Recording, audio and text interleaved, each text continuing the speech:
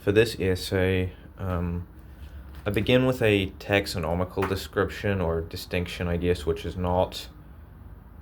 It comes across as very assertive or positive in a way that I'm really not trying to go for. This is supposed to be mostly phenomenological, but I think that I categorize things in a way which is probably not really justified, but helpful in this case. So you're gonna have to bear with me in that.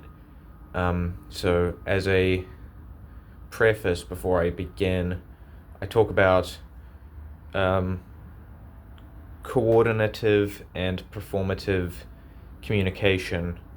Those are two things which I think could be, neatly described as productive or non-productive communication, but that is kind of value-laden in a way I don't want to really go into, because ultimately there isn't strictly a distinction between the two. They are the same thing, and in a lot of ways I think that it's often unclear what mode of communication is actually going on, if it's productive or non-productive or whatever, and so I think that you have to understand that, when I'm talking about this, I'm really talking about what is the base psychological impetus behind the communication, as opposed to something which could be taxonomically distinguished or discretely categorized in this way. So I think for the sake of this, I'm just going to give you this preface now, so you understand where I'm coming from a little more. Social life beyond immediate necessity serves two functions. The first is coordination. That could be practical and toward a specific goal, or it could be abstract and in the realm of ideas.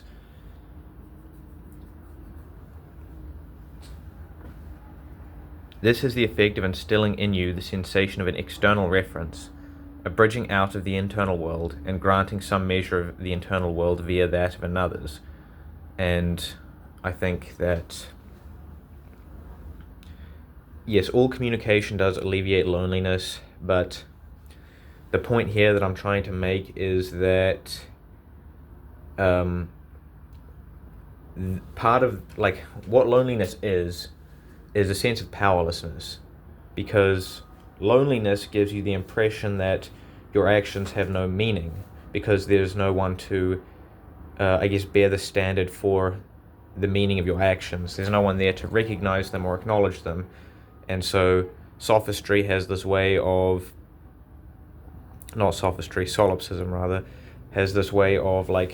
making your actions kind of immaterial and pointless, because they could be replicated inside of your own mind, as opposed to actually actively practiced in reality, because reality is just as much a projection as fantasy, in the case where there is not an external standard bearing down and acting as the judge of reality.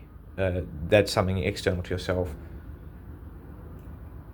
This is pleasurable in the sense that it alleviates the sensation of loneliness, which is to say powerlessness, in that it gives you the impression that some meaningful effect can be attained by action, and therefore those actions exist in a context which is not totally self-referential and replicable in thought alone. The second is performance, which is acting according to a role which is assigned to you by yourself or another. The pleasure of this has the same source as coordination, albeit inverted, as the measure that is another's judgment becomes the primary point of reference. So in this case, what you're judging is not the value of your actions, or this could be the value of your thought, but rather how other people perceive you, and what is true to yourself becomes pretty much entirely irrelevant. your internal world is not really the point in that case. The other person's internal world is the point. You're trying to curate a particular image of yourself in their mind, or in the mind of like a broader social sphere or something like this.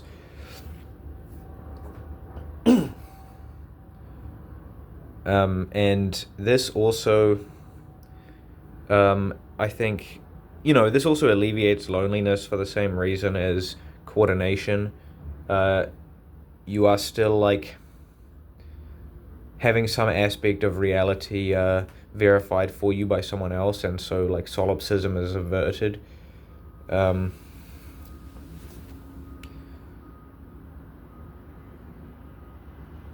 I'm not trying to condemn this as such. I'm just like trying to describe it. This would be like the, I guess, non-productive form of communication, because there's no like teleological aim of it. It's just sort of done for self-assurance, and we'll get to that.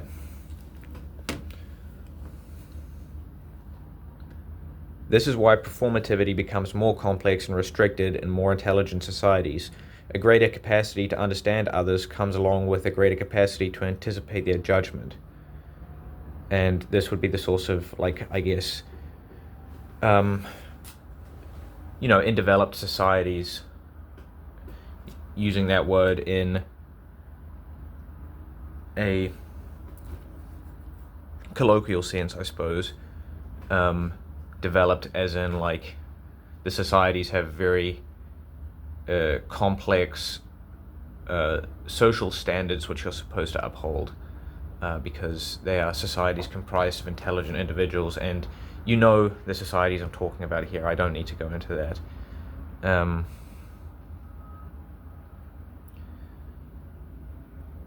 The avenues for material or external pursuits the avenues for material or external pursuits, using the word pursuit in the broadest possible way, are increasingly limited due to legislation, bureaucracy, the general apprehension of your peers, and as well many other psychological impediments. Furthermore, internal abstraction and intellectual pursuits are limited by a fever pitch of ideological restrictions, which moralize earnest intellectual exploration in the individual prior to even interacting with others, which is in turn more restrictive, as the addition of potential social consequences prevent any truly novel ideas from being vocalized out of fear. So here obviously I'm suggesting that there is, I guess, there are a number of impediments when it comes to like productive or coordinative communication, because there is first of all, there is like a state state prohibition on it, because it is like potentially an avenue by which power can be generated outside of the state.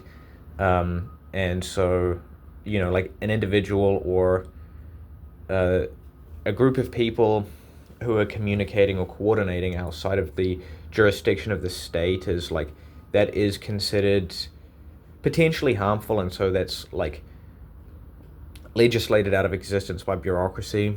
People are also very disillusioned and largely reticent about the prospect of doing anything outside of like a very strict set of actions which is allotted to them by their station in life. That is kind of like inviolable psychologically to a lot of people, and so most people will really be unwilling to like help you or really work with you in any way to get anything done, if it's not like a hobby, which means totally harmless and completely toothless as an activity and just done for fun, or a job, which means like essentially something which is allotted for you by the state via like the avenues of civil society. And I think that really is quite prohibitive. It really does prevent you from taking any meaningful action outside of like very strict parameters. Then also there's the issue of like how socially you're punished for entertaining certain possibilities outside of like, yeah, again, very strict ideological parameters, like what is acceptable according to the people around you, your peers, your education, like in school, or your parents, or any of these people. Often they'll punish you or disparage you for entertaining like certain ideas, and like the social shame essentially prevents you from even going down certain avenues of thought, because there's like the anticipation of the judgment of others, and so you are extremely limited in not only what you can do but also what you can say, and then also what you can think, because your mind is like anticipating punishment for certain thoughts, and you have to prohibit yourself from even entertaining those thoughts before they leave some kind of inchoate phase. So yeah, like just as an individual you are extremely limited in a lot of ways, and coordination becomes functionally impossible because of that. Those are the avenues by which coordination is made impossible. And it's through coordination that anything is achieved, as I said before. Or, like achievement is given its value. And you're not going to pursue achievement if it has no value. So coordination being made impossible essentially makes achievement impossible. This makes the cooperative mode of communication impossible and leaves only the performative, which addresses the previous issues by requiring neither intellectual exploration or any aspiration on the part of the individual. It is fundamentally a placid mode of communication which can continue on indefinitely and unchanged. And yes, that's very much true. The non-productive aspects of communication, the social aspect of communication, the performative aspect, that's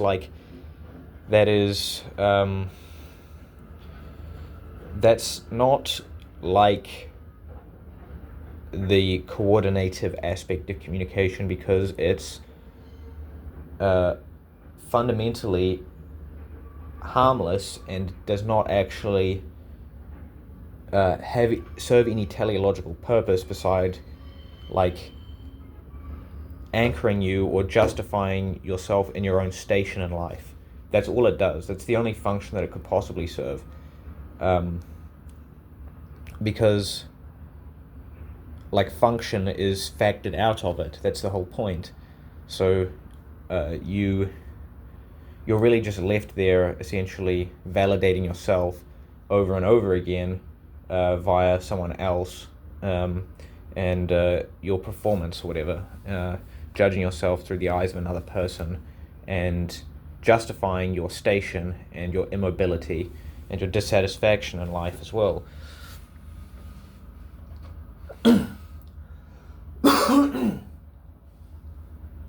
As such, it serves no purpose beyond reassurance in your deferred view of yourself via the judgment of others.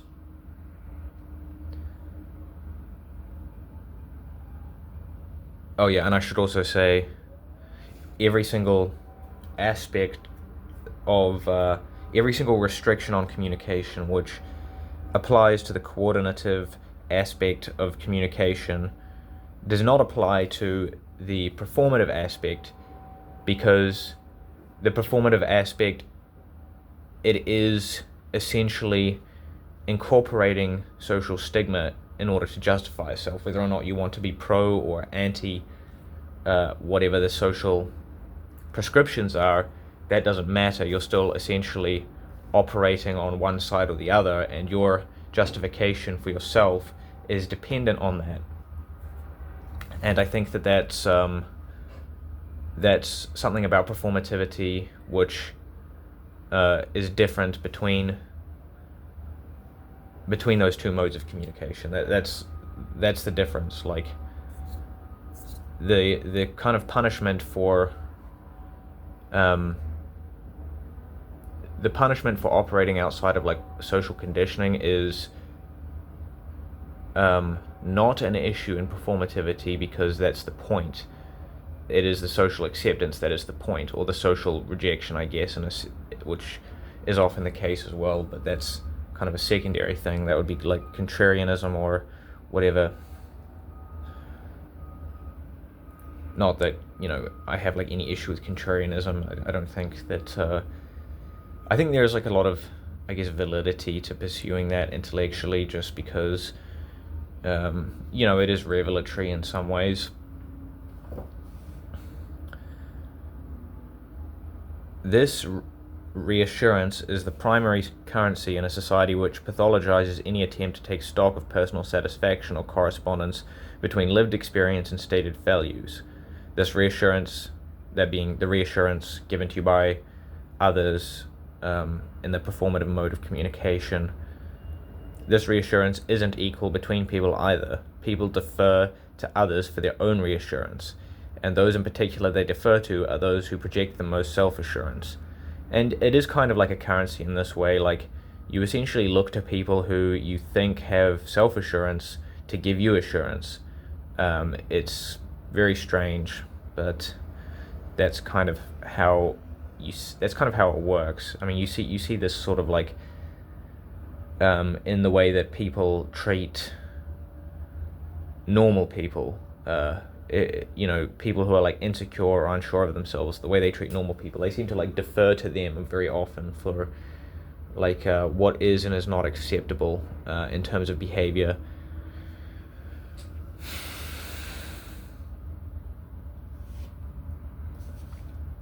Self-assurance comes with the knowledge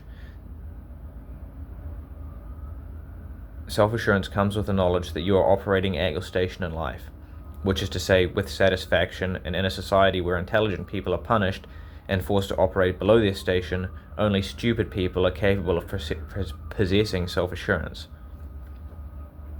And I mean, that's visible everywhere.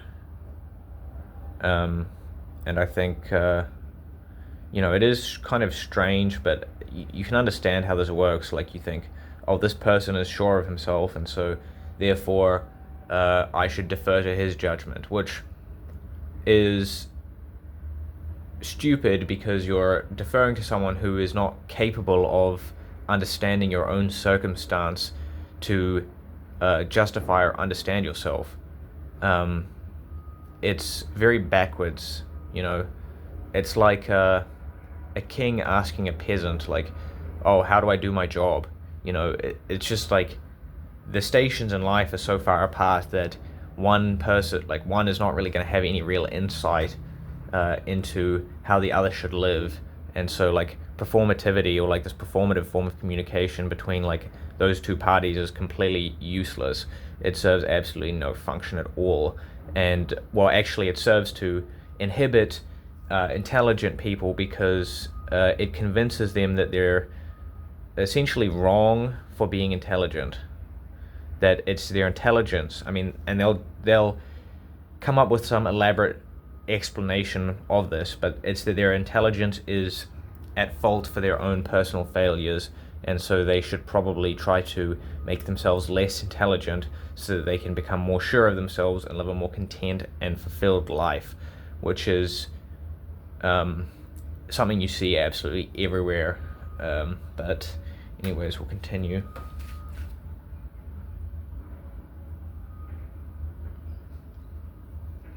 With that said, self-assurance can be affected, and often is, by intelligent people. In this sense, assurance as a commodity is given to the stupid and the duplicitous. And there is not a difference between pretending to have self-assurance and having self-assurance. People will claim there is a difference, but there isn't. I mean, not that there isn't a functional difference for the individual who possesses self-assurance, but I mean rather in the way that society treats those people. People who pretend to have self-assurance are not, like, no one sees through them, no one calls them out for what they're doing.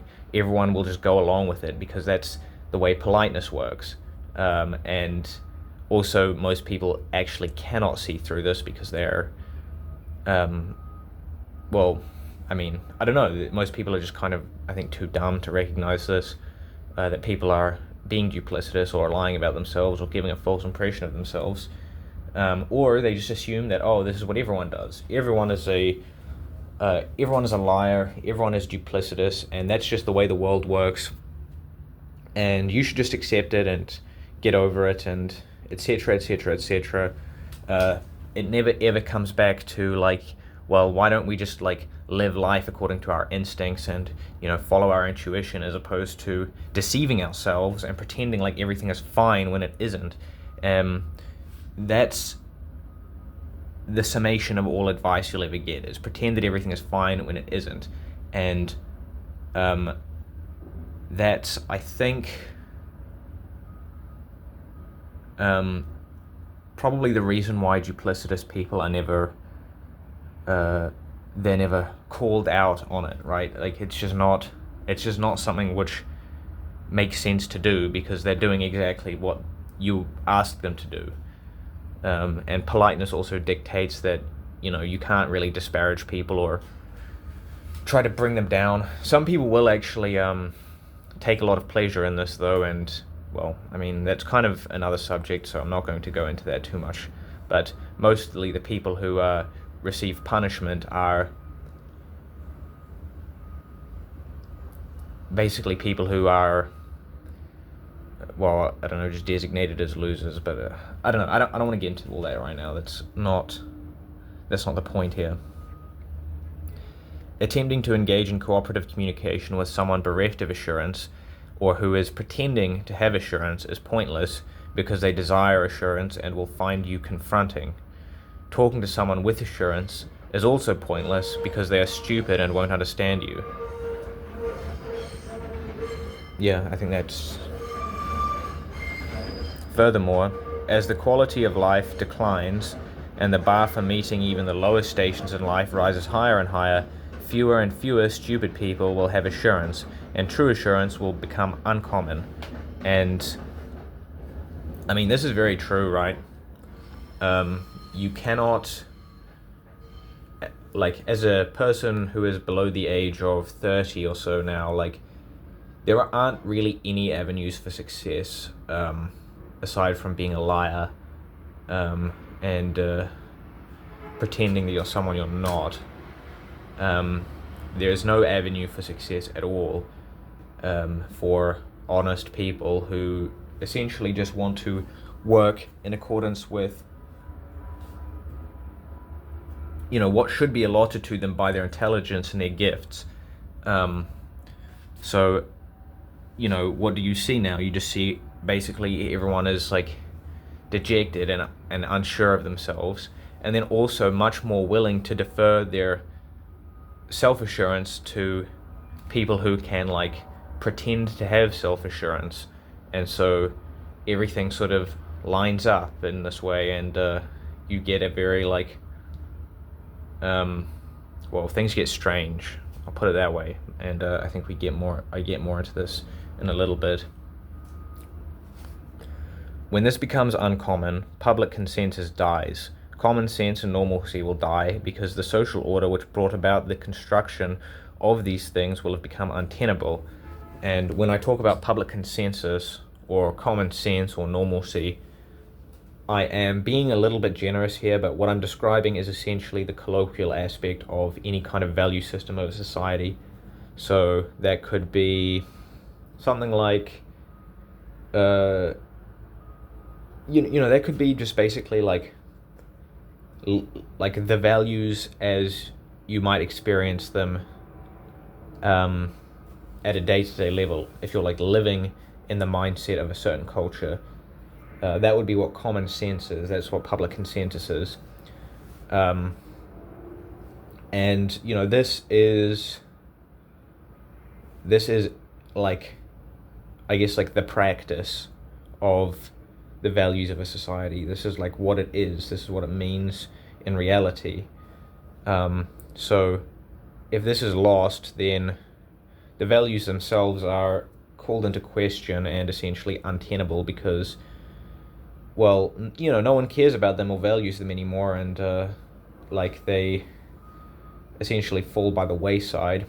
You can see this with, things like the US Constitution, but that's a very obvious example. There is a trillion other instances of this when it comes to like Christian values, or even just like liberal values, which, I guess kind of built the modern order.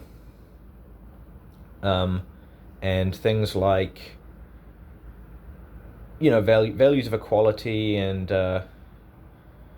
whatever it might be, like all of those values, I guess, which constitute the liberal order, they aren't really put into practice anywhere in the world, and so people view them as fake and non-existent and will operate outside of them, and so public consensus is dead. And it died because, as I said before, essentially like the motivation behind people's behavior is actually I get into it here. When this happens, the intelligent liars, who never truly felt assurance but only pretended to, can detach from any historical sense of normalcy and attempt to construct their own. And because the moderating force of broader society has been destroyed, there is nothing tethering social standards to any kind of social or public good in any sense. Which is basically, yes, people will like, these kind of duplicitous people are who are interested in like self-aggrandizement and being celebrated. What they'll start doing is essentially like courting a lot of attention towards themselves because people defer to them for their assurance. And this exists not only at like a mass scale, but also at like an individual scale in your day-to-day social life. And I think that you'll see that, duplicitous people are more and more common. It has a greater and greater success rate because there's more people who will defer to them for their assurance. And because the rewards for faking it and being a liar are higher and higher as time goes on, because there's more and more people willing to give them what they want. So essentially you see a transformation of what was once a liberal society into something which is more akin to a third world rat race of people stepping over one another to gain pittance. It should be said basically that, it's just that society is comprised mostly of looters, and to the extent that there even exists a class of people who contribute to the upkeep of society that dwindles every single year. What remains at the end of all of that is essentially, Cambodia or Indonesia or somewhere like this, where people just swindle each other for pittance and sell their family members and their children and their friends down the river because, they want resources, be that, attention, resources like money or assurance or whatever it might be. There's a trillion different things it could be. In the modern West, money is less of an issue. For some people it is, mostly third world immigrants, but for the stock population, it is less of an issue, and so assurance is the capital which they sell themselves with. And that is potentially worse because that forces you to really reconstruct your ideas and your philosophy about the world in order to, or like your taste or your aesthetic interests or whatever, in order to sell yourself to others. And so, at that point, there isn't really a society or anything resembling that. It's just people lying, just a lot of lying. I don't really see like anything productive actually coming into existence, unless, I mean, I don't know how this would even be reversed or what would have to change. I don't know. I really don't think there is much that could be done here. It just seems like that's the way we're headed, and, well, it's probably, I don't know. I'm just going to have to leave it there. I mean, we can wait and find out, but that's my view of how things have been going anyways. And I think this is probably the last video I'll do on communication. It's maybe the least coherent, or the least easy to follow or understand, but it has like some of the most complex ideas I've had so far. I hope it's comprehensible, but I feel like it's pretty incoherent, and I never really came to any strong conclusion, so I don't know if that's disappointing. But anyways, I'm going to end it here. If I make more videos, it will probably be about something a little less abstract. We'll see. I will make more videos, but this is the last one I'm doing about communication and socialization, so take that for what it's worth. Yeah.